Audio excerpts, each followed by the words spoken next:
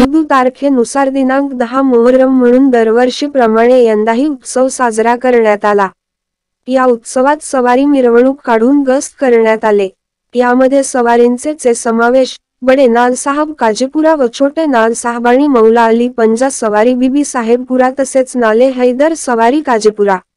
महात्मा फुले चौक येथून प्रारंभ करून महात्मा फुले चौक ते गांधी चौक ते दत्त मंदिर रोड ते आस्थाना ते मंगळवेस ते आपापल्या सवारी बंगल्यावर समाप्त होऊन उत्सवाची सांगता करण्यात आली। महाभारत न्यूज करिता हफीज खान कारंजा लाड।